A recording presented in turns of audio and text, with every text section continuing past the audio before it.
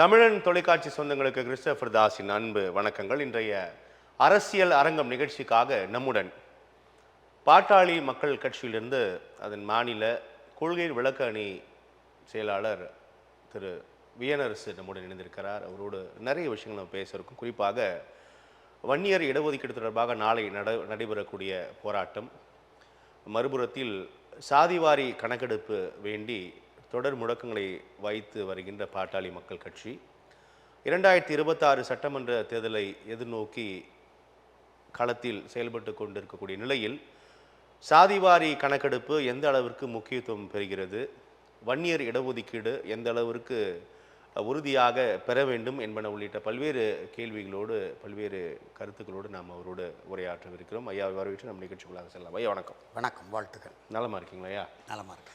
நான் தலைப்பில் குறிப்பிட்டது போல் 2026 சட்டமன்ற தேர்தல் நோக்கி எல்லா கட்சிகளும் தங்களுடைய பரப்புரையை மேற்கொண்டு வருவதை நம்ம பார்க்கிறோம். பாட்டாளி மக்கள் கட்சி வன்னியருக்கான இடஒதுக்கீடு வேண்டி நாளை நடைபெறக்கூடிய போராட்டம். முன்னதாக ஒரு விஷயம் களத்தில் இருக்கிறது. பாட்டாளி மக்கள் கட்சி பொதுவாக வன்னியருக்காக மட்டும்தான் போராடி கொண்டு இருக்கிறது. பாருங்கள், நாட்டில் 1000 பிரச்சனை இருக்குது, ஆனால் இப்போதும் வன்னியருக்கான இடஒதுக்கீடை மட்டும்தான் கேட்டு பெற வேண்டி அவர்கள் போராட்டத்தில் ஈடுபடுகிறார்கள் அப்படின்ற ஒரு விமர்சனம் இதன் மீது தொடர்கிறது. எப்படி பார்க்கலாம், எப்படி பார்க்குறீங்க? அதாவது பாட்டாளி மக்கள் கட்சிக்கு முன்பு வன்னியர் சங்கம், அந்த வன்னியர் சங்கத்தினுடைய ஒரே இலக்கு வன்னியகுல தமிழர்களுக்கு கல்வியிலையும் வேலை வாய்ப்பிலையும் 20 விழுக்காடு இடப்பங்கீடு. இதுதான் அடிப்படை கொள்கை. 1980 87 வரை நம்முடைய தமிழின போராளி மருத்துவர் ஐயா இந்த வன்னியர்களுக்கான சமூக நீதி அடிப்படையிலான அந்த இடப்பங்கீடு தொடர்பான அவர் நடத்தாத போராட்டங்களே கிடையாது. அவ்வளவு போராட்டங்களையும் தமிழ்நாட்டையும் கடந்து, இந்திய துணைக்கண்டத்தை கடந்து, உலகத்தில் எந்த சமுதாயத்திற்கும் அப்படி சமுதாயத்திற்கு அது சமூக நீதியின் பிறப்பிடம் என்று சொல்லக்கூடிய, தந்தை பெரியார் பிறந்த மண் என்று சொல்லக்கூடிய இந்த தமிழ்நாட்டில் வன்னியர்களுக்கு சமூக நீதி இல்லை என்ற அடிப்படையில் தான் போராடினார். அப்புறம் 7 நாள் சாலை மறியல் உங்களுக்கெல்லாம் தெரியாது, வரலாற்று பதிவு. 21 தமிழர்கள் பலியானார்கள், லட்சக்கணக்கான தமிழர்கள் வீடு வாசல் சொத்து சொங்களை இழந்து சிறைக்கு போனாங்க, தியாகங்கள் செய்கிறாங்க. அப்புறம் பாட்டாளி மக்கள் கட்சியாக தொடங்கினார். அடிப்படை என்பது அதுதானே.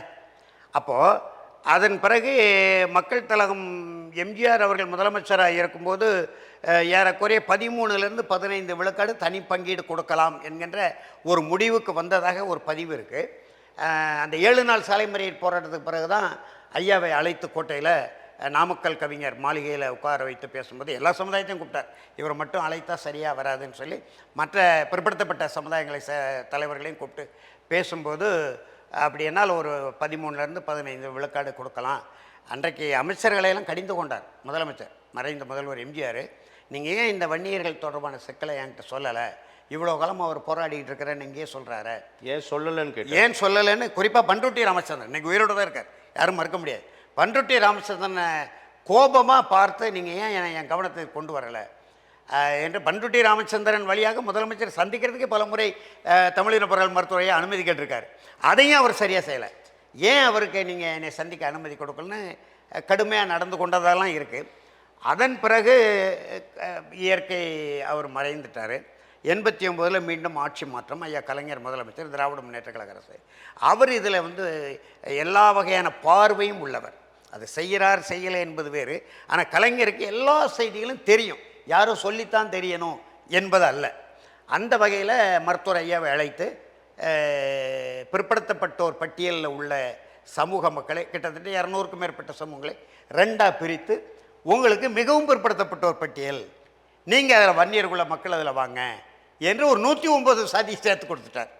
அதற்கு அவர் சொன்ன காரணம், எம்ஜிஆர் காலத்தில் 15 விழுக்காடு அளவுக்கு நீங்கள் எதிர்பார்த்த ஒன்று, இதில் கிட்டத்தட்ட 15 விழுக்காடு உங்களுக்கு வந்துடும், அதனால் 20 விழுக்காடை நீங்கள் ஏற்றுக்கொள்ளுங்க, நல்ல மாங்கனியை உங்களுக்கு தந்திருக்கேன் அப்படின்னு சொன்னார். இல்லை அதில் கொஞ்சம் நீங்கள் அழுகின மாங்கனியை தந்திருக்கீங்கன்னு சொல்லிட்டு வந்துட்டார். சரி, இருந்தாலும் இடைக்காலமாக ஏற்றுக்கொள்வோமே என்ற அடிப்படையில் அந்த 20 விழுக்காடை ஏற்றுக்கொண்டார். ஏற்றுக்கொண்டு பாட்டாளி மக்கள் கட்சியை இதை ஏற்றுக்கொண்டு அரசியல் களத்துக்கு வந்துட்டு, ஆனாலும் அது முழுமை பெறவில்லை என்பது நீண்ட கால இலக்காக இருக்குது.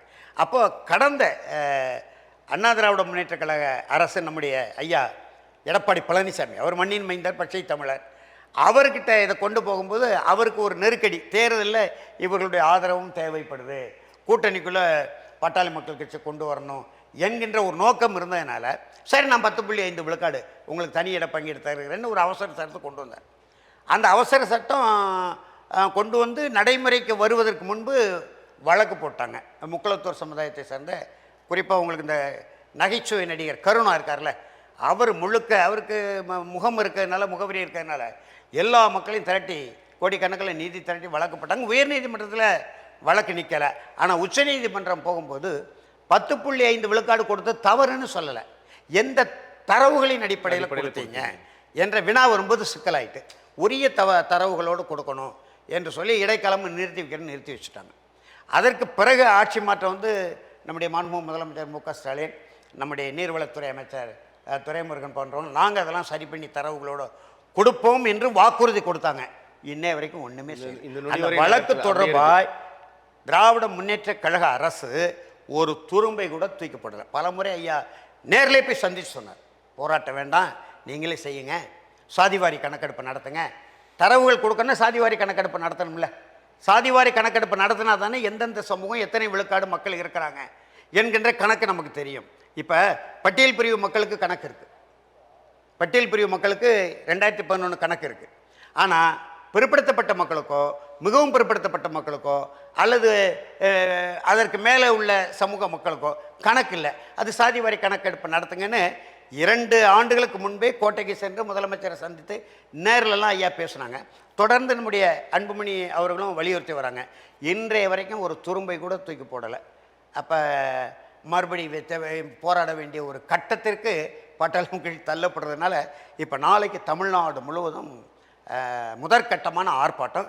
சென்னையில் பாட்டாளி மக்கள் கட்சியினுடைய நிறுவன தலைவர் தமிழர் போராட்ட மருத்துவர் ஐயா தலைமையில் 4 மாவட்டங்கள் வர சொல்லி ஆர்ப்பாட்டம் நடைபெறுகிறது. ஐயா, இப்போ முன்னதாக 10.5 விழுக்காடு அது இட ஒதுக்கீடாக இருக்கட்டும் அல்லது அதுக்கப்புறமா இந்த அரசாங்கம் செய்து தருவோம் என்று சொன்னதாக இருக்கட்டும், ஏன் இந்த சுணக்கம்யா, என்ன பிரச்சனை? அதுதான் அவங்க வந்து அதில் அரசு அதை மிக எளிதாக கையாண்டு செய்திருக்க முடியும். இப்போ சாதிவாரி கணக்கெடுப்பு நடத்த வந்து ஏன் இவங்க எடுக்க மறுக்கிறாங்க? இந்தியாவிலே சமூக நீதியின் பிறப்பிடம் என்று சொல்கிற ஒரே மாநிலம் தமிழ்நாடு தான். ஏன் மறுக்கிறாங்க? ஏன் மறுக்கிறாங்கன்னா அதுக்குள்ளே தான் உள்முக அரசியல் இருக்குது. அப்போது பீகாரில் எடுத்துட்டாங்கல்ல, அதை உச்சநீதிமன்றம் ஏற்றுக்கொண்டிருக்கல. பக்கத்தில் கர்நாடகத்தில் எடுத்துக்கொண்டாங்கல்ல, கர்நாடகத்தில் அங்கே கர்நாடகாவில் எடுத்தது சாதிவாரி கணக்கெடுப்பு எடுத்துட்டாங்க, மக்கள் கணக்கெடுப்பு இல்லை சாதிவாரி கணக்கெடுப்பு எடுத்துட்டாங்க. தெலுங்கானாவில் எடுத்துக்கிட்டு இருக்காங்க. பீகாரில் வந்து பீகாருடைய சாதிவாரி கணக்கெடுப்பை உச்சநீதிமன்றம் ஏற்றுக்கொண்டது இல்லையா? இவங்க ஏன் மாநில இப்போ நம்ம கேட்குறோம், இவங்க அடைந்தால் திராவிட நாடு அடைவிட்டால் சுடுகாடுன்னு முழங்கியவர்கள். அப்புறம் வந்து மத்தியிலே கூட்டாட்சி, மாநிலத்தில் சுயாட்சின்னு வந்தாங்க. மாநில சுயாட்சி தீர்மானம் 1974 சட்டப்பேரவையில் நிறைவேற்றப்பட்டு ஐயா கலைஞருடைய ஆட்சி காலத்தில் மாநில உரிமைகளுக்காக குரல் கொடுக்குறவங்க எந்தெந்த வகையிலெல்லாம் மாநில உரிமையை தக்க வைக்கலாம் என்று எண்ணி அந்தந்த உரிமைகளையே தக்க வைக்கணும்ல. மாநில உரிமையின் அடிப்படையில் மக்கள் தொகை கணக்கெடுப்பு இவங்க எடுத்து இது மாநில உரிமை என்று காட்டலாம் தானே. இதை ஏன் ஒன்றிய அரசை எடுக்க சொல்கிறாங்க என்பதை நம்முடைய வினா. எனவே இவங்களுக்கு அதில் உள்முக அரசியல் சிக்கல்கள் இருக்குமோ என்கின்ற ஒரு ஐயப்பாடு இருக்குது.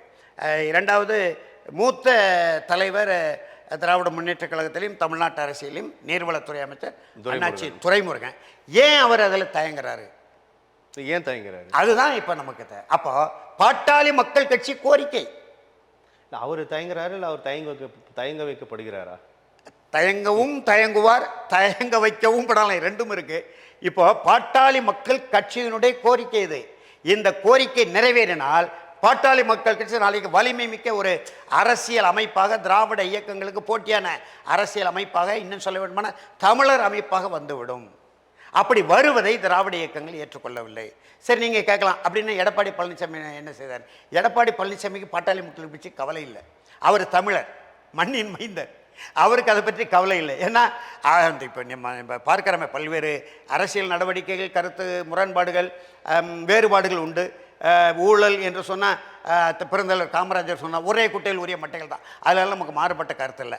ஆனால் இந்த நாட்டு ஜனநாயகம் இருக்குல்ல, அந்த ஜனநாயகத்தின் அடிப்படையில் ஒரு கட்சியினுடைய இப்போ மக்கள் தலைவர் எம்ஜிஆர் தொடங்கின அனைத்து இந்திய அண்ணா திராவிட முன்னேற்ற கழகம், அதன் பிறகு சில காலம் அம்மா ஜானகி அம்மா இருந்தாங்க. அப்புறம் அதுக்கடுத்து அம்மையார் ஜெயலலிதா வந்தாங்க. ஜெயலலிதாவுக்கு எதிராகவே பல பேர் விலகி கட்சியெல்லாம் தொடங்கி பார்த்தாங்க. ஒன்றும் நடக்கலை. ஆளுமை மிக்க ஒரு முதலமைச்சராக இருந்தாங்க.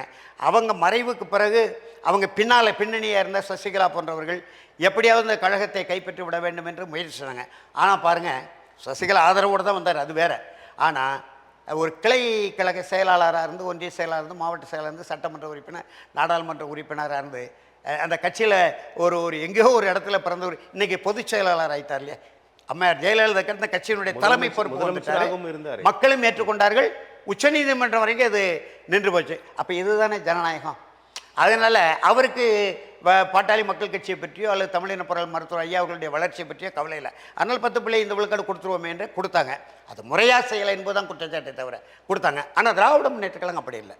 10.5 விழுக்காடு கொடுத்தா இப்போ வட மாவட்டங்களில் கிட்டத்தட்ட 15 மாவட்டங்களில் கொடிகட்டி பறக்கும் பாட்டாளி மக்களுக்கு. அதுக்கு அஞ்சுகிறார்கள் என்று நாங்கள் நினைக்கிறோம். சார், அப்போ ஒருபோதும் இந்த தரவுகளோடு நீதிமன்றத்தை அணுக வாய்ப்பு இல்லை தான். அப்போ இப்போ முடிஞ்சு போச்சு. சொன்னது காரணமாக இருந்தா இப்போ வாய்ப்பு இல்லை. இப்போ முடிஞ்சு போச்சு. இன்னும் 2 மாதம் தான் இருக்கு. பிப்ரவரி மார்ச்சில் தேர்தல் ஆணையம் தன்னுடைய கட்டுப்பாட்டுக்குள்ள மாநிலத்தை கொண்டு வந்துடும். இவங்க என்ன செய்ய முடியும்? இப்போ அதற்குள்ளேயாவது செய்யுங்க, செய்கிறாங்களான்னு பார்ப்போம் என்று தான் நாளைக்கு தமிழ்நாடு முழுவதும் போராட்டத்தை. இப்போது இந்த 10.5 விழுக்காடு தொடர்பாக நீங்கள் பேசுறதை புரிந்து கொள்ள முடிகிறது. ஆனால் சாதிவாரி கணக்கெடுப்பையும் பாட்டாளி மக்கள் கட்சி தொடர்ந்து வலியுறுத்தி வரதை நம்ம பார்க்குறோம். சாதிவாரி கணக்கெடுப்பு என்பது ஒரு குறிப்பிட்ட சமூகத்திற்கானது மட்டும் அல்ல, இல்லை, எல்லா சமுதாயத்துக்கும். இப்போ ஐயா, ஆனால் அந்த புரிதல் இருக்கா? இல்லை, இந்த கோரிக்கை இருக்கு இல்லையா, 10.5 விழுக்காடு சாதிவாரி கணக்கெடுப்பு. அதுக்கு அடுத்த கோரிக்கை ஐயா வச்சிருக்காங்கல்ல, அனைத்து சமுதாயத்தினருக்கு விகிதாச்சார இடப்பங்கீடு. அந்த சாதிவாரி கணக்கெடுப்பு நடத்தினா தான் அந்த விகிதாச்சார இடப்பங்கீடு. இப்போ ஐயா ஆணைமுத்து கோட்பாடு. அவர் 100 விழுக்காடும் பங்கு வைக்கணும்.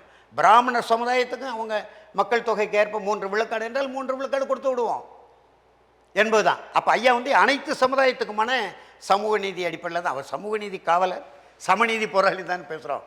அந்த அடிப்படையில் எல்லா சமுதாயத்துக்கும் தான் அந்த கோரிக்கை வைக்கிறார். சாதிவாரி கணக்கெடுப்பு சரியாக மேற்கொண்டால் உண்மையில் இது சமூக நீதி அரசு என்பதை மெய்ப்பித்து விடுமுல்லவா, உறுதிப்படுத்தி விடும்ல. இப்போ சமூக நீதியின் பிறப்பிடம், சமூக நீதியின் அடிப்படையில் தொடங்கப்பட்ட திராவிட இயக்கம் என்றெல்லாம் பேசுகிறாங்கல்ல. அப்போ பேச்சில் மட்டும்தானே இருக்குது, நடைமுறையில் இல்லை தானே. இப்போது உண்மையிலே நான் உங்களே கேட்குறேன், உண்மையிலே சமூக நீதியின் பிறப்பிடம் நீதி கட்சி காலகட்டத்திலேருந்து சமூக நீதியின் அடிப்படையிலே திராவிட இயக்கம் அரசியலை நடத்தி கொண்டிருக்குன்னா வன்னியர் சங்கமே தோன்றியிருக்காத. வன்னியர் சங்கம் மட்டுமல்ல, விடுதலை சிறுத்தைகள் கட்சின்னு தோன்றியிருக்காத. எல்லா மக்களுக்கும் சமூக நீதி கிடைக்கப்பட்டால் திராவிட இயக்க ஆட்சியில் இந்த 50-60 ஆண்டு காலத்தில் திருமாவளவன் எப்படி தோன்றினார்? விடுதலை சிறுத்தைகள் கட்சி எப்படி வந்திருக்கு? சமூக விடுதலை இல்லாமல் தானே விடுதலை சிறுத்தைகள்னு ஒரு கட்சியை தொடங்க வேண்டிய நிலை வருது. அப்போ வன்னியர் சங்கம் 1980 நூற்றுக்கணக்கான வன்னியர் சங்கங்களை காடு மேடு வயக்காடு வரப்பு காடெல்லாம் சுற்றி தெரிஞ்சு அலைஞ்சி லட்சக்கணக்கான சிற்றூர்களுக்கு போய் அந்த வன்னியர் சங்கத்தை கட்டமைத்து சமூக நீதி கோட்பாட்டின் அடிப்படையில் ஒரு போராட்டமே மிகப்பெரிய ஒரு சமூக புரட்சி. இப்போது 1965 மொழி புரட்சி நடந்தது. யாருமே தலைமை தாங்கலை. மாணவர்கள், இளைஞர்கள். அண்ணா எங்களுக்கு அந்த போராட்டம் தொடர்பில்லைன்னு வெளிப்படையாக அறிக்கை கொடுத்துட்டார். கலைஞர் உள்ளே போனார், மற்றவங்களாம் உள்ளே போனாங்க. ஆனால் வெளிப்படையாக திராவிட முன்னேற்ற கழகத்துக்கும் இந்திய எதிர்ப்பு போராட்டத்துக்கும் தொடர்பு இல்லை என்று அறிக்கை கொடுத்தார். தலைமை யார் தாங்கன்னு தெரில. ஆனால் 7 நாள் சாலை மறியல் போராட்டம் என்பது ஒரு மிகப்பெரிய சமுதாய புரட்சியாக தமிழின போராளி மருத்துவரைய தலைமையில் நடந்தது. அது மாதிரி ஒரு புரட்சி இந்தியாவில் எங்கேயும் நடக்கலாம். அதுக்கு பிறகு வேணால் சில நடந்திருக்கலாம் பல்வேறு மாநிலங்களில். அப்படி இருக்கும்போது அந்த இறுதி இலக்கை அடைய வேண்டும் என்கின்ற ஆபா வன்னியகுல மக்களுக்கும் நம்முடைய தமிழின பொருள் மருத்துவர் ஐயா அவர்களுக்கும் பாட்டாளி மக்களுக்கு இருப்பது நியாயம் தானே, சரிதானே? இப்போது எல்லா கட்சிகளுமே ஒரு சமூக பின்புலத்தோடு தான் இருக்கிறது அப்படின்றத நிதர்சனமான உண்மை. இல்லை, அது நிதர்சனம் இல்லை, உண்மையிலும் எல்லா கட்சியுமே சமூக பின்னணி. பாமக என்றவுடன் அது ரொம்ப வேகமாக அந்த ஸ்டிக்மா குத்தப்படுகிறது. அது ஏன்னா அது சாதி சங்கத்திலேருந்து பார்த்தீங்களா நேரடியா. இப்போ திராவிட முன்னேற்ற கழகம் ஒரு சாதி சங்கத்திலேருந்து வரல. அதே நேரத்தில் அதனுடைய நீதி கட்சியினுடைய வரலாறை பார்த்தா அதுக்குள்ளே போனால் நிறைய பேசலாம். அங்கேயும் சாதி தான். ஐயா ஈவேராவே பேசியிருக்கார். அவர் சமுதாயத்துக்கு சரியான இடஒதுக்கீடு கொடுக்கல, தொகுதிகள் கொடுக்கல என்றெல்லாம் குடியரசு இதழ்கள் வெளியேறிய காரணங்களுள் அது ஒன்று. ஆமாம், 1925 வாக்கில் காங்கிரஸ்லேருந்து அவர் வெளியேறினார். அவர் வெளியேறதுக்கு அரசியல் அடிப்படையில் காங்கிரஸ் கட்சிக்கு அன்றைக்கு ஒரு நல்ல தமிழர் தலைவராக இருந்தார். நாமம் சார்த்தப்பட்டார்கள் அப்படின்லாம் எல்லாம் ஐயாவுடைய நோக்கம் அன்னைக்கு தெரிவிக்க தலைமை தாங்கினார். தமிழருடைய தலைமைக்கு எதிராக தான் ஐயா அந்த வேலையை செஞ்சார். அப்புறம் காங்கிரஸ்லேருந்து வெளியேறினார். சுயமரியாதை இயக்கம், சுயமரியாதை இயக்கத்தை நடத்தி கொண்டிருக்கும் போது தான் நம்முடைய முத்தமிழ் காவலர் கே.பி. விஸ்வநாத் நீதி கட்சியினுடைய பொதுச் செயலாளர், நம்ம ஐயா அருகோன்னு ஒரு பெரிய மனிதர் பேர் அறிஞருங்க தமிழ்நாட்டில் இருக்கார். அவர்கிட்ட அந்த வரலாறு இருக்குது. முத்தமிழ் காவலர் கே.பி. விஸ்வநாதம் முயற்சி செய்து தமிழ்நாட்டின் விடுதலைக்காக நீதி கட்சி பணக்காரர்கள் கட்சியாக இருக்கிறது, மிராஸ்தார் கட்சியாக இருக்கிறது, பழைய மன்னர்கள் கட்சியாக இருக்கிறது, அதை பாமரர்கள் கட்சியாக மாற்ற வேண்டும் என்கின்ற நோக்கத்தில் தமிழர் கழகம் என்று தொடங்கணும் என்ற அடிப்படையில் தான் அந்த முயற்சி செய்து, அப்போ ஒரு செல்வாக்கு மிக்க மாமனிதர் ஐயா ஈவேரா, அவரை உள்ளுக்குள்ளே கொண்டு வருவோம். அவர் சுயமரியாதை இயக்கம் தான் நடத்துகிறாரு, அவரையே தலைமை தாங்க வைப்பார். அதனால தான் தமிழர் தலைவர் தந்தை பெரியார்னு போட்டாங்க புத்தகமே. அந்த காலத்திலே முதல்ல திராவிட இயக்க தலைவர் பெரியார்னு போடல, தமிழர் தந்தை ஈவேரான்னு தான் புத்தகம் போட்டாங்க. என்ற முயற்சி செய்யும்போது தான் அது திராவிடர் கழகமாக மாறி தமிழர் கழகம் திராவிடர் கழகமாக மாறியதிலிருந்தே இந்த பிரச்சனை ஆரம்பிச்சு. ஆமாம், தமிழர் கழகம் தான் முதல்ல பேர் வச்சது. அதை திராவிடர் கழகமாக மாற்றியது நம்முடைய அறிஞர் அண்ணா, நம்ம ஐயா ஈவேரா போன்றவர்கள். அதுக்கப்புறம் தான் சிக்கல் வந்தது. அப்புறம் அந்த திராவிடர் கழகம் இப்படி சமூக அடிப்படையில் தானே, சமூக நீதியின் அடிப்படையில் தானே கட்டமைக்கப்பட்டது. தமிழ்நாடு தமிழருக்குன்னு முழக்கம் ஒரு பக்கம் இருந்தாலும், தனித்தமிழ்நாடு விடுதலை கேட்கிற நோக்கம் அவர்களுக்கு இன்னைக்கு இல்லை, அன்றைக்கு இருந்தாலும் சமூக நீதி என்ற அடிப்படையில் தானே அந்த திராவிடர் கழகம் கட்டமைக்கப்பட்டது. பிறகு அதிலிருந்து விலகிய திராவிட முன்னேற்ற கழகம் ஆட்சி அதிகாரத்துக்கு வந்த உடனே இந்த குறைந்தபட்சம் இந்த சமூக நீதி கோட்பாட்டிலாவது அவர்கள் உறுதியான நிலைப்பாடு எடுத்து கொள்கை முடிவெடுத்து இதை அறிவித்திருக்கணும்ல. அப்படி அறிவித்து எல்லா மக்களுக்கும் சமூக நீதி கிடைக்கப்பட்டிருந்தால் வன்னியர் சங்கம் வந்திருக்காது, பாட்டாளி மக்கள் கட்சி வந்திருக்காது, இன்னைக்கு விடுதலை சிறுத்தைகள் வந்திருக்காது, புதிய தமிழக கட்சி வந்திருக்காது இல்லையா? அப்போ சமூக நீதி இந்த மக்களுக்கு முறையாக வழங்கப்படவில்லை. இப்போ சமூக நீதி பிறப்பிடணும் உத்தரப்பிரதேச சமூக நீதி அரசு தான் திராவிட முன்னேற்ற கழகம் தன்னை பறைசாற்றிக் கொள்கிறது. அப்போ எந்த சமூகத்திற்கான நீதி நம்ம புரிஞ்சுக்கலாம்? அது திராவிட முன்னேற்ற கழக தலைவர்களை தான் கேட்கணும். முதல்ல எங்கே சமூக நீதி இருக்குன்னு காட்டணும். இப்போ நான் ஒரு உதாரணத்தை உங்களை சொல்கிறேன். சமூக நீதியின் பிறப்பிடம் உத்தரப்பிரதேசம் என்று யாரும் பேசலை. ஆனால் அங்கே மாயாவதி 4 முறை 5 முறை முதலமைச்சர் ஆகிட்டாங்க, பட்டியல் பிரிவு சார்ந்தவர்கள் இல்லையா? ஆந்திராவில் சஞ்சீவையான்னு ஒருவர் இயல்பாக முதலமைச்சர் ஆகியிருக்காரு. மகாராஷ்டிராவில் சுனில்குமார் சிண்டே முதலமைச்சர் ஆகியிருக்காரு. பீகாரில் நம்முடைய நிதிஷ்குமாரே ஒரு முதலமைச்சர் ஆக்கினார். 5வது முறை வந்திருக்காரு. ஒருவர் பட்டியல் பிரிவு சார்ந்தவரை முதலமைச்சர் ஆக்கினார். கடந்த பஞ்சாப் சட்டப்பேரவை தேர்தலில் ராகுல் காந்தியே ஒரு பட்டியல் பிரிவு பஞ்சாபிய முதலமைச்சர் வேட்பாளர் அறிவித்தார். தமிழ்நாட்டில் நம்ம கனவு காண முடியுதா? எத்தனையோ முறை தம்பி தொல் திருமாவளவன் கூட குரல் கொடுத்து பார்த்தார், நாங்கள்லாம் முதலமைச்சர் ஆகக்கூடாதா என்றெல்லாம் குரல் கொடுத்தாரு. ரவிக்குமார்லாம் எழுதினார். நான்லாம் அவர்களுக்கு ஆதரவாக கருத்துக்களை பரப்பியிருக்கிறோம். ஆனால் நீங்கள் நினைத்து பாருங்கள், ஒரு துணை முதலமைச்சர் பதவி இந்த பட்டியல் பிரிவு தமிழர்களுக்கு இந்த திராவிட இயக்கம் வழங்கினால் என்ன? சமூக நீதினா என்னன்னு சொல்லுங்கள். ஒரு பெரும்பான்மையான இப்போ ஒரு 8 கோடி தமிழர்களை பட்டியல் பிரிவு தமிழர்கள் அவர்களுடைய அந்த கணக்கெடுப்பின்படி 1,50,00,000 பேர் இருக்கிறோம் இல்லை? 76 பிரிவும் சேர்ந்து 1,42,00,000 என்று சொல்கிறாங்க. 2011 கணக்கு 2 கோடி வாக்குகளை பெறும் கட்சி தான் ஆட்சி அமைக்கும். அப்போ நீங்கள் இந்த துணை முதலமைச்சர் பதவி கூட ஐயா கலைஞரே அவர் பையனுக்கு தான் துணை முதலமைச்சர் கொடுத்தாரு. அவர் பையனுக்கு தானே கொடுக்குறாரு. என் பட்டியல் பிரிவை சார்ந்த ஒரு தமிழனுக்கு கொடுத்தா என்ன இல்லையா? அப்போ சமூக நீதி எங்கே இருக்குது? நான் இப்போ என்ன சொல்கிறேன், சமூக நீதி என்ற அடிப்படையில் முதலமைச்சர் பதவியை ஒரு பட்டியல் பிரிவு தமிழன் கனவு கூட காண முடியாத நிலை தானே தமிழ்நாட்டில் இருக்குது. அப்போ சமூக நீதியின் பிறப்பிடம் என்றால் ஐயா காமராஜர் பெருந்தலைவர் காமராஜர் முதலமைச்சராக இருந்த போது இரட்டைமலை சீனிவாசன் பேரன் பரமேஸ்வரனை அறநிலையத்துறை அமைச்சராக நியமித்தார். இந்து அறநிலையத்துறை அமைச்சர், இந்து அறநிலையத்துறை எந்த கோவில்களுக்குள் நுழைய முடியாதோ உள்துறை அமைச்சராக நியமித்தார். ஆனால் அதற்கு பிறகு அரங்கேறவில்லை. அதாவது விடுதலை போராட்ட காலகட்டத்தில் காங்கிரஸ் கட்சியினுடைய கொள்கை எல்லா மக்களும் ஆலய பிரவேசம் செய்ய வேண்டும் என்பது. விடுதலை போராட்டத்தின் ஊடாக அந்த போராட்டத்தையெல்லாம் காங்கிரஸ் கட்சி செஞ்சது. காங்கிரஸ் கட்சி இப்போ இருக்கிற காங்கிரஸுக்கு நமக்கு நிறைய வேறுபாடு இருக்குது, அது வேற. ஆனால் பெருந்தலைவர் காமராஜர் சத்தம் இல்லாமல் தம்பட்டம் அடிக்காமல் பரமேஸ்வரனை இந்து அறநிலைத்துறை அமைச்சராக்கி எதுவுமே கிடையாது அமைச்சர் பொறுப்பை கொடுத்து எந்த ஆலயத்துக்குள் நுழையக்கூடாதுன்னு சொன்னானோ அந்த ஆலயத்துக்குள்ளே பரிவட்டம் கட்டி மேல தாளத்தோட பரமேஸ்வரனை வரவேற்கிற அந்த வரலாற்று பதிவு செய்தவர் பெருந்தலைவர் காமராஜர். அது மட்டும் இல்லை, நான் சொல்லணும் உங்கள்கிட்ட, கக்கன் பட்டியல் பிரிவு தமிழன், அவருக்கு எவ்வளவு அதிகாரம் வாய்ந்த அமைச்சர் பதவி. பெருந்தலைவர் காமராஜர் உள்துறை அமைச்சராக நியமித்தார். உள்துறை அமைச்சர், காவல்துறை அமைச்சர், 57 காவல்துறை அமைச்சர். இமானுவேல் சேரம் படுகொலையை வெட்டி அது வேற மாதிரி நடவடிக்கை எடுக்கணும், இவர் மேல பழி விழுந்துடக்கூடாது என்பதற்காக பெருந்தலைவர் காமராஜர் அந்த பொறுப்பை வாங்கினாரு. உள்துறை அமைச்சர் 10 ஆண்டு காலம் தமிழ்நாட்டு காங்கிரஸ் கமிட்டியின் தமிழ்நாடு காங்கிரஸ் கமிட்டியினுடைய தலைவராக வச்சு அழகு பார்த்தவர். இன்னும் சொல்ல வேண்டுமானால் ஐயா பல நெடுமரம் பதிவு பண்ணியிருக்காரு. ஐயா உயிரோடு தான் இருக்காங்க. வேனரசு வந்து தவறாக சொல்கிறான்னு யாரும் சொல்ல முடியாது. கக்கனை 1965 காலகட்டத்திலே முதலமைச்சராக்கிற சிந்தனை பெருந்தலைவர் காமராஜருக்கு இருந்திருக்கு. ஆனால் இந்த முதலியார்கள், இந்த மேட்டுக்குடியினர்கள், சி சுப்பிரமணியம் போன்றவர்கள் ஏதோ வில்லங்கம் பண்ணி காங்கிரஸ் கட்சி பிளவுபட்டு விடக்கூடாது என்பதற்காக வேற வழி இல்லாமல் பக்தோத்சவத்தை முதலமைச்சர் வேட்பாளரை அறிவிச்சிருக்கிறாங்க. அப்போது சமூக நீதி என்ற வாயிலேயே பேசாத பெருந்தலைவர் காமராஜர் சமூக நீதி கோட்பாட்டை தன்னுடைய ஆட்சி காலத்தில் அப்படியே நடைமுறைப்படுத்தியிருக்காரு. அதே போல் நீதி கட்சி முதலமைச்சராக இருந்த சுப்ராயனும் நீங்க அதை சேர்க்கலாம். சுப்ராயன் தான் சமூக நீதிக்கு அரசாணை போட்டவர், நடைமுறை கொண்டு வந்தவர். திராவிட இயக்கத்தில் எல்லாரும் பனகல் அரசர் அவர் இவர் எல்லாரும் பேசினாங்க. ஆனால் ஒரு பச்சை தமிழன் சுப்ராயன் முதலமைச்சராக இருக்கும்போது தான் இந்த கம்யூனல் ஜீவோ சொல்கிறோம் இல்லையா, அந்த அரசாணையை போட்டு செயற்படுத்த. இப்போ விபி சிங் சொல்கிறோம் இல்லையா, இல்லை இதர பிற்படுத்தப்பட்டவருக்கு மண்டல் குழு அறிக்கை. அது போல ஐயா சுப்ராயன் இங்கே சொல்வதில்லையே, யாரும் சொல்ல மாட்டாங்க. ஏன்னா அவர் தமிழர் அதனால சொல்ல மாட்டாங்க. கக்கன் தமிழன் அதனால சொல்ல மாட்டாங்க. பச்சை தமிழர் பெருந்தலைவர் காமராஜர். இப்போ பெருந்தலைவர் காமராஜரை பற்றி நிறைய சாதிய தலைவராக ஆக்குகிறார்களே. அதோடு இல்லாமல் அவருடைய ஆட்சியில் ஊழல் நடந்தது, கள்ளத்தனமாக பணம் அச்சிட்டாருங்கிறதெல்லாம் இப்போ நிறைய சமூக வலைங்களோடு எப்பேற்பட்ட. அதாவது இனிமேல் இந்திய தேசிய அரசியல் வரலாற்றில் எந்த தமிழனும் கனவு கூட காண முடியாத உச்சத்தை அடைந்தவர் பெருந்தலைவர் காமராஜர்.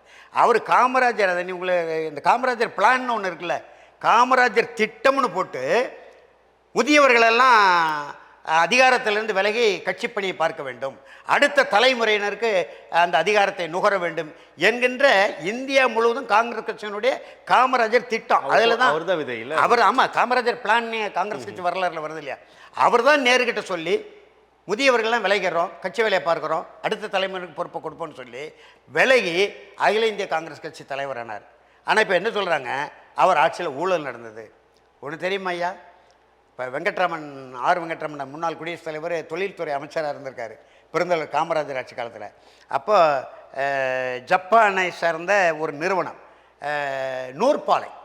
நூற்பாலை அமைக்கிற திட்டம் போட்டு ஒரு புரிந்துணர்வு ஒப்பந்தம் போட்டு 10 நூற்பாலைகளை தமிழ்நாடு முழுவதும் அமைக்கணும், தனியார் நிறுவனம், தமிழ்நாடு அரசோட ஒப்பந்தம் போட்டு. அப்போ அந்த நிறுவனத்தை சார்ந்த ஆளுமை மிக்கவர்கள் சொல்லியிருக்காங்க, நாங்கள் எந்த இடத்துல இந்த நிறுவனங்கள் தொழில் நிறுவனம் அமைத்தாலும் ஒரு 10 விழுக்காடு நாங்கள் கொடுக்கறது உண்டு, அதாவது கமிஷன் அப்படின்னு சொல்லுவோமே, அது கொடுக்கறது உண்டு, நீங்களும் வாங்கிக்கோங்க. உடனே இவர் பதறி போயிட்டார். யார்? தொழில்துறை அமைச்சர். இல்லை அதெல்லாம் இல்லை, இது வரலாற்று பதிவு நிறைய பழைய புத்தகங்கள் இருக்குது. நாங்கள் வந்து முதலமைச்சர் கலந்து பேசாமல் செய்ய முடியாது, கடுகளவும் ஊழல் இல்லாத அரசை எங்கள் தலைவர் நடத்தி. எந்த தலைவர்? யாரை தலைவர்னு யார் சொல்கிறா? வெங்கட்ராமன் வந்து பெருந்தலைவர் சொல்கிறாரு, கடுகளவு கூட ஊழல் இல்லாத மற்ற முறைகேடு இல்லாத ஆட்சியை நடத்திக்கிட்டு இருக்காரு அப்படின்னு சொல்லி நான் தலைவர்கிட்ட எதுக்கும் சொல்கிறேன்ன போது அவர் தயங்கி சொன்னதாக சொல்கிறேன். தயங்கி சொல்லும்போது ஓ அப்படியா வாங்கிடுவோமே, அதனால் என்னன்னு பெருந்தலைவர் சொல்கிறாரு. இவருக்கு வேறு மாதிரி என்ன வந்திருக்கு. அவர் சொன்னாராம் 10 நூற்பாலை 10 விழுக்காடுனா எவ்வளோ வருது, நாமக்கல்ல இன்னொரு ஆலையை போட சொல்லுனாராம். 11வது ஆள் அந்த கமிஷன் தொகையாக கொடுக்கறதையே நாமக்கல்ல பக்கத்தில் இன்னொரு ஆலையை போட சொல்லு, ஒரு 500 பேருக்கு வேலை கிடைக்கட்டும் நம்ம ஆளுக்கு. எப்படி அப்படி வந்து நேர்மையான ஒரு அரசை நடத்தியவர். ஆவடி ரயில்பட்டி தொழிற்சாலை, பெரம்பூர் ஆவடி இந்த தொழிற்சாலை, பெரம்பூர், திருச்சியில் துவாக்குடி, பாரத மிகுமின் தொழிலகம், துப்பாக்கி தொழிற்சாலை, நெய்வேலி, எத்தனை கனரக தொழிற்சாலை. 6000 பள்ளிக்கூடங்களை இழுத்து மூடினார் ராஜாஜி. அந்த 6000ஐயும் திறந்து 18,000 பள்ளிக்கூடங்களை திறந்து பட்டி தொட்டி எல்லாம் பிள்ளைகளை படிங்க படிக்க வச்சு இல்லையா. அவர் முறையான கல்வியை கற்றவர் இல்லை. ஆனாலும் நாட்டு மக்கள் கல்வி கற்கணும்னு சொல்லி வெறும் 250 கோடியிலேருந்து 450 கோடி தான் அன்றைக்கி அவருடைய வரவு செலவு கணக்கு பட்ஜெட்டு தமிழ்நாடு அரசுக்கு. ஐயா முதலமைச்சர் பொறுப்பேற்கும் போது வெறும் 250 கோடி. இன்னைக்கு நீங்கள் நினைச்சு பாருங்க. இப்போ பாட்டாளி மக்கள் கட்சியோட செயல்பாடுகள் ஆரம்பிக்கப்பட்டது நோக்கம் தற்போது இந்த நொடிவரை தொடர்ந்து கொண்டு இருக்கக்கூடிய செயல்பாடுகள்லாம் சொன்னீங்க. ஆனால் சமீபத்திய பாமகவில் உட்கட்சி விவகாரங்கள் தொடர்பாக எழுந்திருக்கக்கூடிய நிறைய அசாதாரண நிகழ்வுகள் தொடர்பாக நிறைய கருத்து விமர்சனங்கள் தொடர்கிறதையா எப்படி புரிஞ்சிருக்கலாம், எதை நோக்கி இது முடியுன்ற கேள்விகள் இருக்கே. இது ஒரு என்ன சொல்கிற கெடு வாய்ப்பு, தமிழர்களுக்கே உரிய சாபக்கேடு என்றதை அதை நான் பார்க்குறேன். ஐயா தமிழின போராளி மருத்துவர் ஐயா அவர்கள் ஒரு மருத்துவர். அவர் பிறக்கும்போது ஒரு ஏழை வேளாண்மை குடி, அதாவது படித்த மருத்துவர். படித்த மருத்துவர். அவர் பிறக்கும்போது பட்டம் பெற்ற மருத்துவர் அல்ல. ஆமாம், படித்த அவர் சரியா சொன்னீங்க, படித்த மருத்துவர், பட்டம் பெற்றவரில். பிறக்கும்போது ஒரு ஏழை விவசாய குடும்பத்தில் பிறந்தார். அப்படியானால் அந்த விவசாயிகளுடைய வழி, பாட்டாளிகளுடைய வழி, உழைப்பாளிகளுடைய வழி, கிராமத்து மக்களுடைய வழி என்ன என்பது அவருக்கு தெரியும். தெரிந்ததுனால தான் நீங்கள் சொன்ன மாதிரி படித்த மருத்துவராக இருந்து அரசு வேலையை துறந்து இந்த சமுதாய மக்களுக்கு அவர் மருத்துவக் கல்லூரி அந்த உள்ள நுழையும் போது இவ்வளவு பெரிய சமூகம் வன்னியகுல தமிழர்கள் 3 பேர் தான் மருத்துவக் கல்லூரிக்கு இந்த சமுதாயத்தின் சார்பில் வந்திருக்காங்க. சமுதாயத்தின் சார்பில் சமுதாயத்திலிருந்து வந்திருக்காங்க.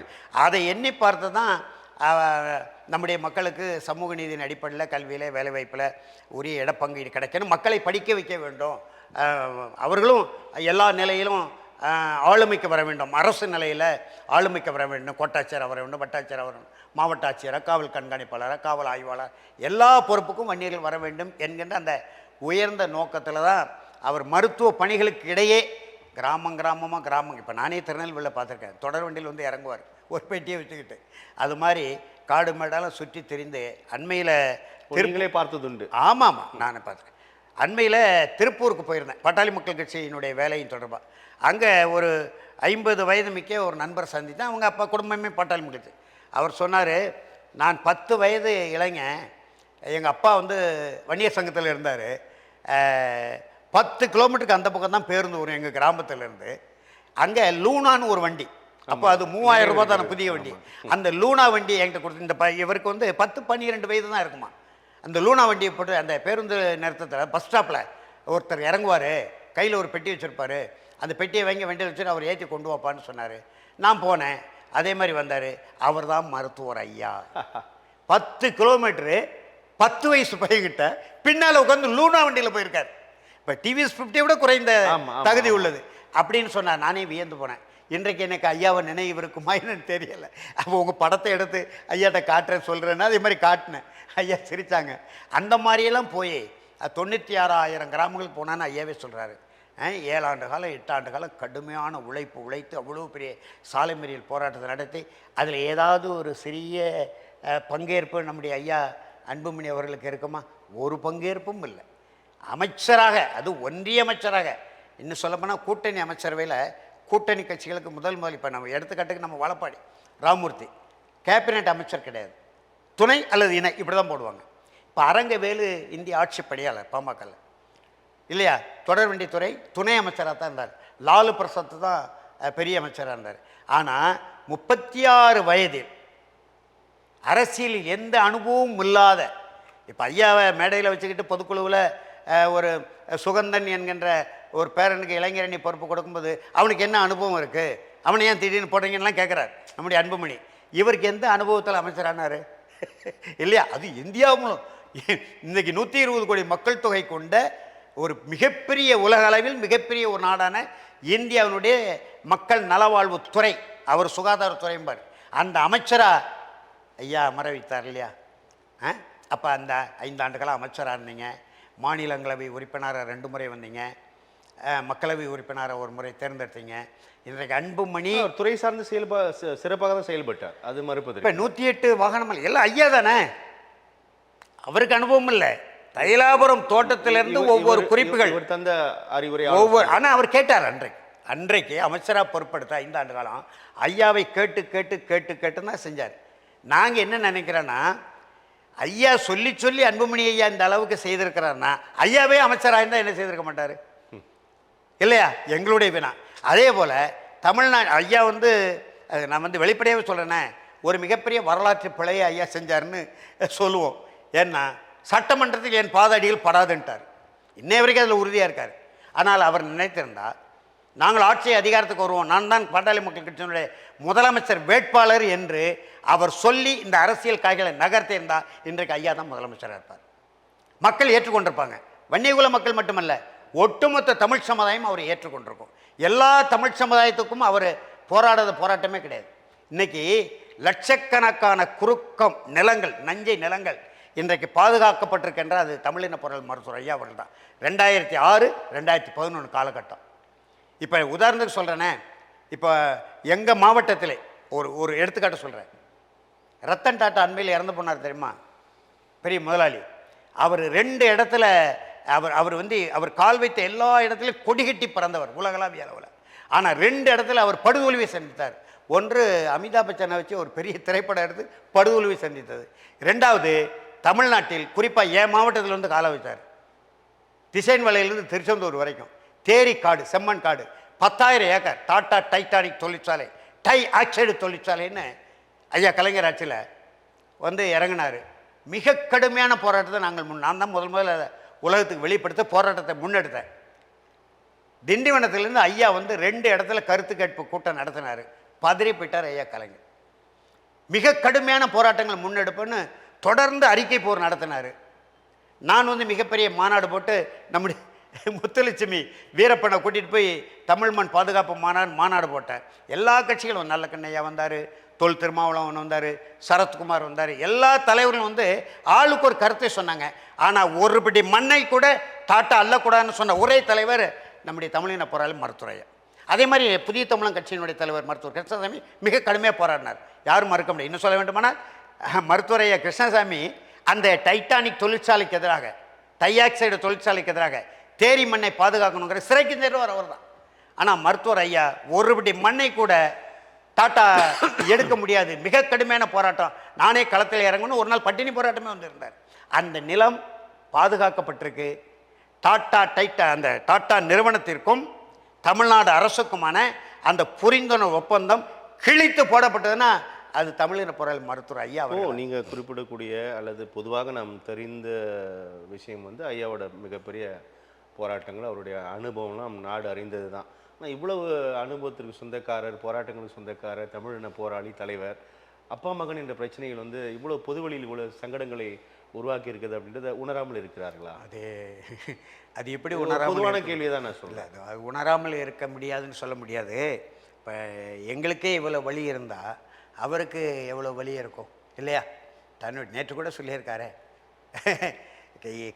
என் கட்சி இல்லை என்று சொல்லுவதற்கு எனக்கு ஒரு பிள்ளைன்னு. அந்த காலத்தில் எனக்கு ஒரு மகன் பிறப்பான், அவன் என்னை போலவே இருப்பான், தனக்கு ஒரு பாதையை வகுக்காமல் என் தலைவன் வழியை நடப்பான்னு மக்கள் திலகம் மாக்கோரா பணம் படைத்தவன் படத்தில் ஒரு பாட்டு பாடுவார். அந்த பாட்டெல்லாம் அவர் படிக்கிறாரு தமிழின மருத்துவர் ஐயா. அன்புமணி உணராமல் இருக்கிறாரா? அன்புமணி வந்து அவருக்கு என்ன நோக்கம் என்று நமக்கு விளங்கி கொள்ள முடியலை. வெளிப்படையாக சொல்ல வேண்டும் கேள்வி என்பது, வெளிப்படையாக சொல்ல வேண்டுமானால் மருத்துவர் ஐயா ராமதாஸுக்கு அப்புறம் இவர் தானே என்ன பிரச்சனை அப்படின்றதான் பொதுவாக பார்க்க. உதாரணத்துக்கு வேர் அன்புமணி இருக்கிற இன்றைக்கு செய்கிற இந்த வேலையை வியனரசு செய்ய முடியுமா? முடியாது. எடுத்துக்காட்டுக்கு மருத்துவர் ஐயாவை போல அவருக்கு நிகரான ஒரு தலைவர் பேராசிரியர் தீரன் வன்னியர் சங்கத்தில், பாட்டாளி மக்கள் கட்சியில். அவர் கருத்து முரண்பாடு ஏற்பட்டு வெளியே போய் தமிழ் பாட்டாளி மக்கள் கட்சின்னு தொடங்கினார். நிற்க முடிந்ததா, நிலைக்க முடிந்ததா? இன்றைக்கு பின்னால் ஐயா பின்னால் இருக்கார், உணர்ந்து கொண்டு இருக்கிறார். அப்போ அன்புமணி தமிழின போராளி மருத்துவர் ஐயா பெற்றெடுத்த பிள்ளை என்கின்ற ஒரே காரணத்துக்காக இந்த வேலையை அவர் செய்து கொண்டிருக்கிறாரு. அதை இப்போ வேற யாரும் செஞ்சால் கூட்டமே நடக்காது. ஒரு அரங்க கூட்டம் போட்டால் கூட நம்ம பொதுவாக இது பார்க்கக்கூடிய நபர்கள், என்னை போன்றவர்கள் வந்து ஐயாவின் பெயரை உச்சரிக்காதவர்கள், ஐயா என்று கூறியவர்கள் கூட இப்போ பெயரை குறிப்பிட்டு செய்தியாளர் சந்திப்பில் ஐயாவே சொல்கிறாரு. சில விமர்சனங்களை முன்வைத்தது பார்க்குறோம் பரஸ்பரமாக. இதெல்லாம் ரொம்ப ஒரு அசாதாரண. ஐயாவே சொல்லி தனிப்பட்ட முறையில் நாங்கள் 10 பேர் உட்கார்ந்து பேசி கொண்டிருப்போம்ல. இன்னும் சொல்ல வேண்டுமானால் கட்சிக்காரங்க, அது கிளை கட்சியாக இருந்தாலும் சரி, ஒன்றியமாக இருந்தாலும் சரி, பேரூராட்சியாக இருந்தாலும் சரி, நகராட்சியார் மாநகராட்சி மாவட்டமாக இருந்தாலும் வீட்டுக்குள்ளே கட்சிக்காரங்களை வைத்து கூட்டம் நடத்த ஒரே தலைவர் தமிழின பொருள் மருத்துவர் ஐயா தான். இப்போ எந்த கட்சி தலைவர் அண்ணாச்சி எடப்பாடி பழனிசாமி வீட்டுக்குள்ளே மாவட்ட செயலாளர் கூட்டம் நடக்குமா? ஒன்றிய செயலாளர் கூட்டம் நடக்குமா? யார் வேண்டுமானாலும் வரலாம், எப்பொழுது வேண்டுமானாலும் அந்த குறித்த நேரத்தில் காலை 10 மணி முதல் பகல் 2 மணி வரை யார் வேண்டுமானாலும் அவரை சந்திக்கலாம். எந்த தலைவரை அப்படி சந்திக்க முடியுமா?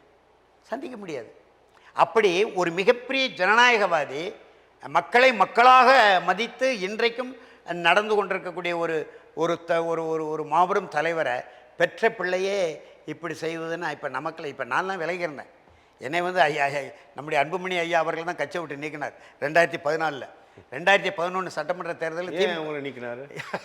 2009 நாடாளுமன்ற தேர்தலில் நான் கொள்கை விளக்கணி தலைவர், அங்கே பேராசிரியர் வகுப்பெடுப்பேன். அப்போ வகுப்பெடுக்கும்போது திராவிட முன்னேற்ற கழகத்தை அந்த திராவிட தில்லுமுல்கள் இருக்கு இல்லையா, இதெல்லாம் கடுமையாக எடுப்பேன். அது அன்புமணியை பிடிக்கலை. ஒன்று. 2009 நாடாளுமன்றத்தில் அதிமுக கூட்டணி சேர்ந்துட்டோம். திமுகவிலிருந்து விலகி திருப்பி 2 ஆண்டுக்குள்ளே மறுபடியும் திமுக கூட்டணிக்கு போகும்போது நான் எதிர்ப்பு தெரிவித்தேன். 11. ஆமாம், அந்த இப்போ இன்றைக்கு திராவிட முன்னேற்ற கழகத்தை பற்றி அக்கு வேறு ஆணி வேற கிழிச்சு நார்நாராக தொங்க விடுகிறாரு அன்புமணி ஐயா. ஒவ்வொரு நாள் அறிக்கையில் நீங்கள் பார்க்கலாம். காலில் விடிஞ்சிலிருந்து நாளிதழில் பார்த்தா திமுகவில் தான் சாடுறாரு. 2011 நான் சொன்னேன் திமுக கூட்டணி வேண்டாம், அதிமுக கூட்டணியில் தொடர்வோம் என்று. ஐயா ஏற்றுக்கொண்டார். என்கிட்ட கேட்டார், நீங்கள் மக்களோடு மக்களாக பழகுறீங்க, ஒரு அறிக்கை கொடுங்க, மக்களுடைய மனநிலை.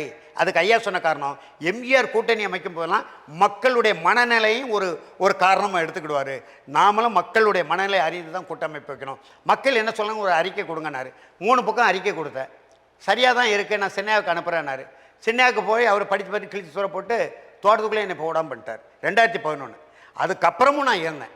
2014 நாடாளுமன்ற தேர்தலில் இவர் விஜயகாந்தை போய் பார்த்தது தான் எனக்கு முற்றிலும் ஏற்க முடியாத ஒரு நிலை.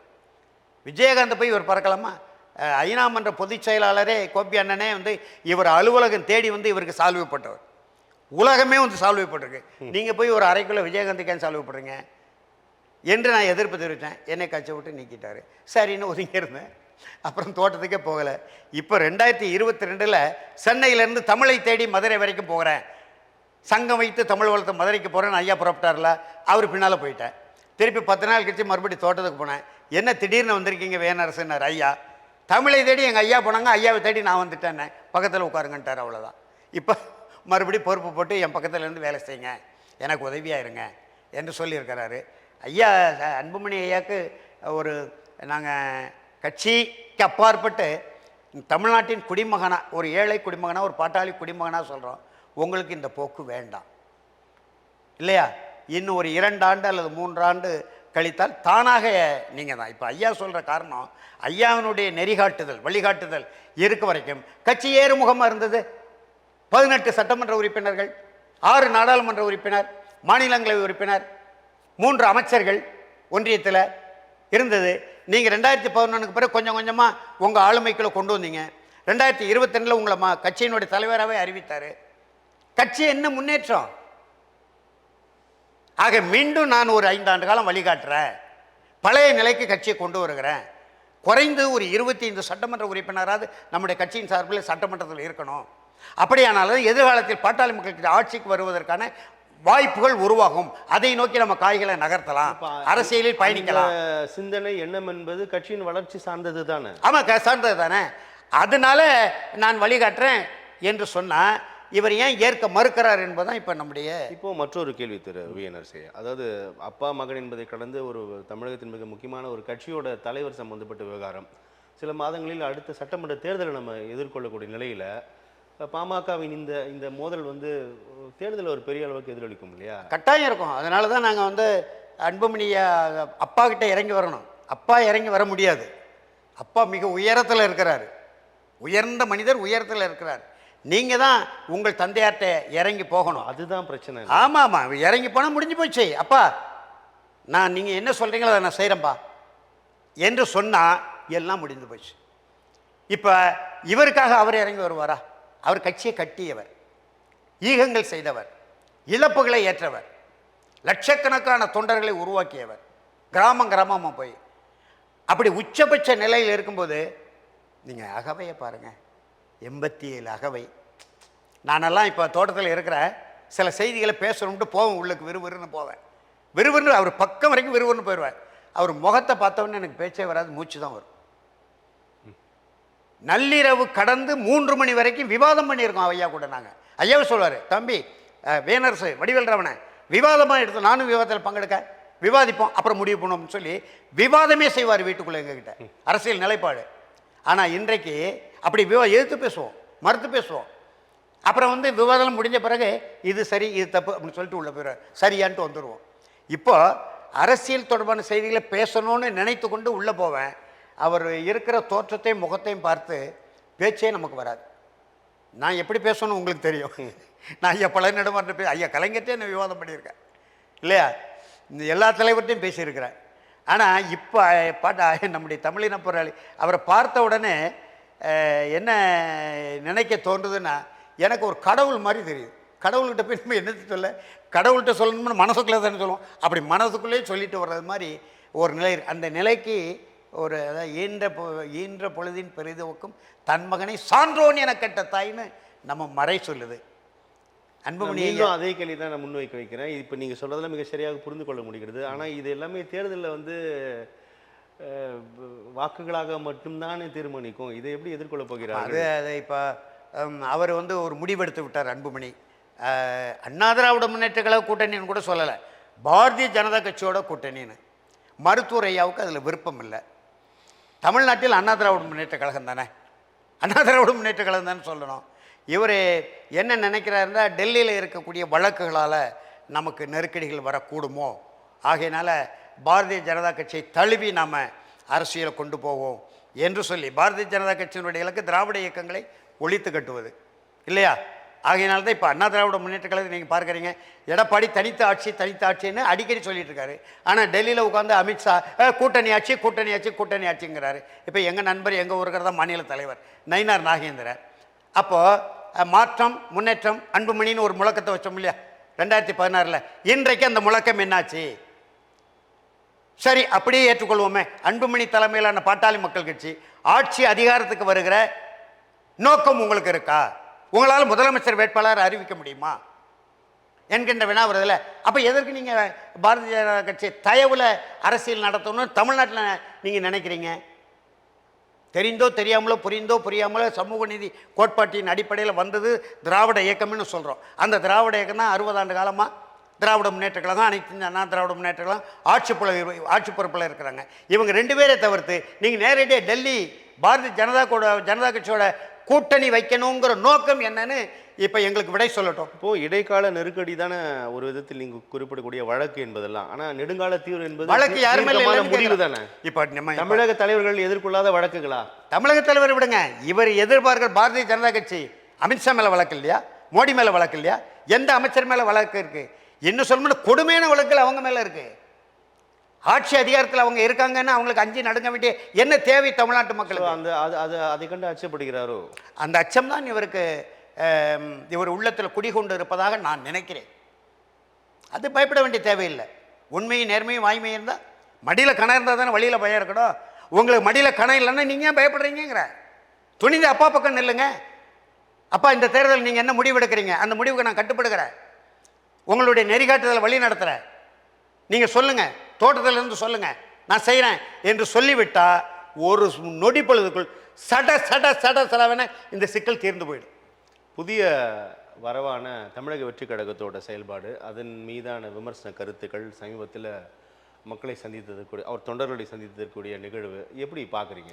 இது என்னை பொறுத்தவரை ஒரு தமிழ்நாட்டு அரசியல் சரியோ தவறோ, திராவிட இயக்க அரசியல், பாட்டாளி மக்கள் கட்சி அரசியல், விடுதலை சிறுத்தைகள் கட்சி, என்னுடைய அன்பு தம்பி செந்தமிழர் சீமான் தலைமையிலான நாம் தமிழர் கட்சியினுடைய வரவு, எழுச்சி, புரட்சி, இதெல்லாம் பார்க்கும்போது இந்த நிலைகளை முற்றிலும் அடியோடு புரட்டி போட்டுவிட்டு ஒரு சீரழிந்த அரசியல் கலாச்சாரத்துக்கு வித்திடுகிற அமைப்பாக தான் இந்த கூத்தாடி விஜயனுடைய அரசியல் கட்சியை நான் பார்க்கிறேன் ஒரு தமிழனா.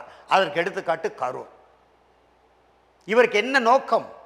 இப்போ மக்கள் தலைவர் எம்ஜிஆர் அண்ணாமும் நீங்கள் கூத்தாடின்ற வார்த்தையை பயன்படுத்துறது சரியா?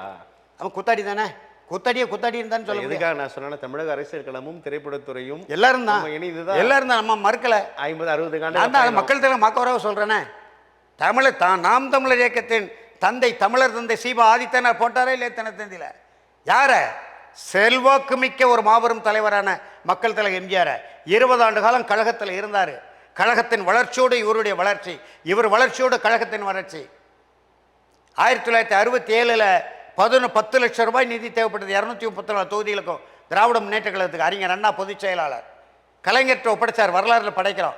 அப்போ மக்கள் தலைவர் எம்ஜிஆர், அண்ணா நான் 1 லட்சம் ரூபாய் நானே தருகிறேன்னாரு. அண்ணா சொன்னார் 1 லட்சம் வேண்டாம், உன் முகத்தை காட்டு, 1 லட்சம் ஓட்டுனார்.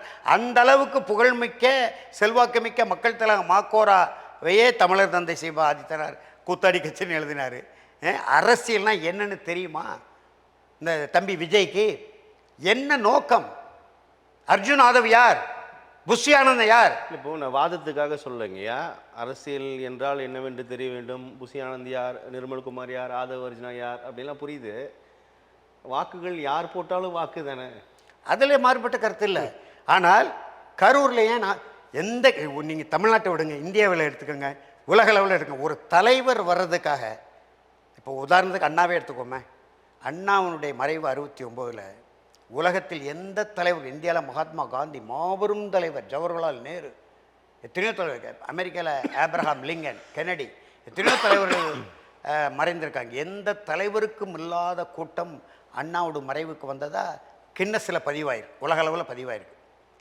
அந்த பாலாற்று பாலத்தில் அந்த இரும்பு அதில் ஓட்டுநர் சொல்லியும் கேட்காம பல பேர் இறந்தாங்களே தவிர கூட்ட நெரிசலில் எங்கேயாவது ஒரு உயிர் பிரிந்திருக்கா? அதற்கு காரணம் என்ன? நீங்கள் ஏன் ஆளுங்கட்சியை குற்றம் சாட்டுறீங்க இந்த வகையில்? இல்லையா? நீங்கள் குறித்த நேரத்தில் வந்திருந்தால் 12லேருந்து 2, 5 மணிக்குள்ள 4 மணிக்குள்ள வந்திருந்தால் இவ்வளவு கூட்டம் வந்திருக்காது, இவ்வளவு நெரிசல் வந்திருக்க. ஒன்று, இப்போ நான் சொன்னா நீங்க பதிவு பண்ணுவீங்களா? ஒரு பாப்பா சொல்லியிருக்கு, நெரிசல் என்பதை விட தேவையில்லாத சில வேலைகள் அங்கே நடந்திருக்கு. இல்லை, அதுதான் பெண் பிள்ளைகள் பாதிக்கப்பட்டிருக்காங்க. சிபிஐ விசாரணையில் அது வரும், அந்த முடிவுகள் நம்ம எதிர்பார்க்கலாம்னு வச்சுங்க. இருப்பினும் 26 சட்டமன்ற தேர்தலில் தாவேக்காவோட அந்த கட்சியோட செயல்பாடு எப்படி இருக்கும், இல்லை அது அது எந்த அளவுக்கு களத்தில் இருக்கும்? ஒரு காலமும் தாவேக்கா வெற்றி பெறாது.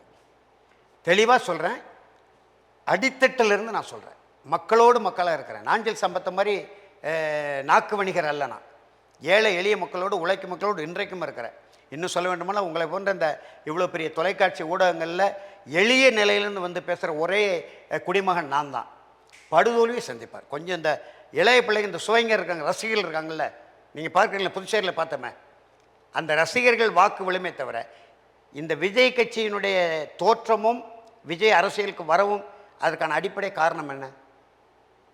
அதிகார வர்க்கத்தின் பின்னணி, ஆளுமை சக்தியின் பின்னணி. இதைத்தான் என் தம்பிக்கிட்ட சொன்னேன், சீமான்கிட்ட. 16 முறை சீமான் அவரை சந்தித்து பேச வேண்டிய தேவை என்ன வந்தது? மாற்று அரசியல் என்று நீங்கள் கொண்டு வந்துட்டீங்க. சீமானுக்கு எனக்கும் உள்ள கருத்து வேறுபாடாதான். திரையில் தேடாத தலைவனை தரையில் தேடுன்னீங்க. நீங்கள் ஏன் விஜய் ஆதரிச்சிங்க? ரஜினிகாந்த் எதிர்த்தார். கமலஹாசனை வரவேற்கும் போதே நான் நாம் தமிழர் கட்சிக்குள்ளே இருந்து எதிர்ப்பு தெரிவித்தேன். மாற்று அரசியல்னு அவர் மக்கள் நீதி மையம்னு திராவிட முன்னேற்ற கழகத்தை மாற்று, வாரிசு அரசியல், ஊழல் அரசியல் என்று சொன்னார். ஆனால் இப்போது அப்படி சொல்லுவார், பின்னால் மறைமுகமாக திராவிட இயக்கங்களோடு கை கோர்ப்பார் தம்பி என்று நான் சீமான்ட்ட சொன்னேன். என் மேலே கடுமையான கோவம் என் தம்பிக்கு. ஆனால் நான் சொன்னது நடந்ததா இல்லையா? டெல்லியில் போய் ராகுல் காந்திகிட்ட கை கொடுத்துட்டு வந்து இன்றைக்கி மாநிலங்களவை உறுப்பினராக இருக்கார் மு.க. ஸ்டாலின் தயவில், இல்லையா? அப்போ மாற்று அரசியல் உங்கள் மாவட்டத்தை சேர்ந்தவர், ராமநாதபுரம் மாவட்டம், கமலஹாசன். அப்படின்னா உங்களுக்கெல்லாம் ஆதரவு தரணும். ஒரு நல்ல அரசியலை சீமான் முன்னெடுக்கிறார், நாட்டு மக்கள் நலனில் அக்கறை உள்ளவராக இருக்கிறார், ஆர்வம் உள்ளவராக இருக்கிறார். சீமான் அரசியல் ஆதரிப்போம் என்று எடுக்க வேண்டியதானே? எதற்கு தனியாக அமைப்பு தொடங்கினார்? அந்த தேர்தலில் பார்த்தீங்களா 17 லட்சம் ஓட்டை வாங்கிட்டார் அவர். நாம் தமிழர் கட்சியும் 17 லட்சம் வாக்கு, மக்கள் நீதி மையமும் 17 லட்சம் வாக்கு. மக்கள் நீதி மையம் தோன்றாமல் இருந்ததா அப்போவே 25 லட்சம் வாக்கு என் நம்பிக்கை வந்துடும். நாம் தமிழர் கட்சிக்கு வாங்கிடும். அப்போ ஒரு தமிழ் தேசிய எழுச்சியோடு தமிழர் அரசியல் ஒன்று வரும்போதெல்லாம் இந்த குறுக்கீடு வருகிறது. அதையும் தாண்டி கடந்த நாடாளுமன்ற தேர்தலில் 36 லட்சம் வாக்குகள் நாம் தமிழர் கட்சி. 10 காசு கூட கொடுக்காம ஒரு தொகுதியில், எங்கள் தூத்துக்குடி மாவட்டத்தில் 1.25 லட்ச ரூபா செலவு பண்ணியிருக்காங்க ஒரு பெண் வேட்பாளர், தனி தொகுதி. 22,000 வாக்குகள் கிடச்சிருக்கு. 1.25 லட்ச ரூபா, அது கூட 75,000 ரூபா கடன் வாங்கி செலவு பண்ணேன் நான். 22,000 வாக்குகள் கிடச்சிருக்கு. 2 முறை சட்டப்பேரவை உறுப்பினராக இருந்த புதிய தமிழக கட்சியினுடைய தலைவர் மதிப்புக்குரிய மருத்துவரைய கிருஷ்ணசாமி 6,000 வாக்குகள் வாங்கியிருக்காரு. அப்போ இதை பார்க்கிறார்கள், தமிழ்நாட்டு அரசியலும் பார்க்குறாங்க, அகில இந்திய அரசியலும் பார்க்குறாங்க. அப்போது சீமானுக்கு மாற்று ஒன்றை உருவாக்க வேண்டும், சீமானுக்கு விழக்கூடிய அந்த வாக்குகளை மடைமாற்ற வேண்டும் என்கின்ற நோக்கம் இருக்குது. அதற்கு தான் விஜய். அப்புறம் ஏன் 16 முறை சந்திச்சார்னா, சீமான் எதிர்த்து விடக்கூடாது. ரஜினிகாந்த் வரும்போது கடுமையான எதிர்ப்பை பதிவு செய்தார் இல்லையா? அது மாதிரி எதிர்த்து விடக்கூடாது என்பதற்கான சதி திட்டத்தோடு அவரை போய் 16 முறை சந்தித்து பேசி எல்லா கருத்துக்களையும் உள்வாங்கி கடைசியில் சீமானையும் விமர்சனம் பண்ண வந்துட்டார். இதைத்தான் நான் வெளிப்படையாக சீமானுக்கு சொன்னேன். இன்னும் சொல்ல வேண்டுமானால் டெல்லியிலேருந்து எனக்கு ஒரு தகவல் நம்பத்தகுந்த இடத்துலேருந்து ஒரு தகவல் கிடைத்தது. உங்களை மாதிரி ஊடக நண்பர்கள் சொன்னதான். இதை நான் சொல்லிவிட்டேன், அவனை ஆதரிக்கக்கூடாது, தேவையானால் உங்களோட சேர சொல்லுங்கள்.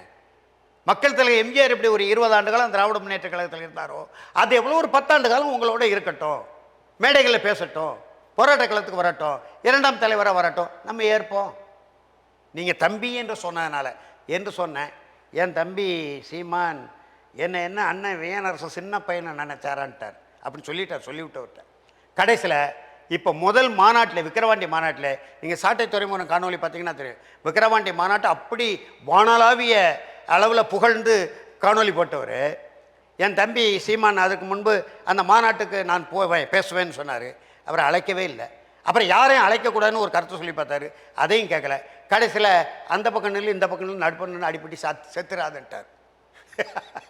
எனவே ஒரு தமிழ் தேசிய அரசியல் எழுச்சியை, குறிப்பாக செந்தமிழர் சீமான் தலைமையிலான நாம் தமிழர் கட்சியினுடைய அரசியல் எழுச்சியை மடை மாற்றுகிற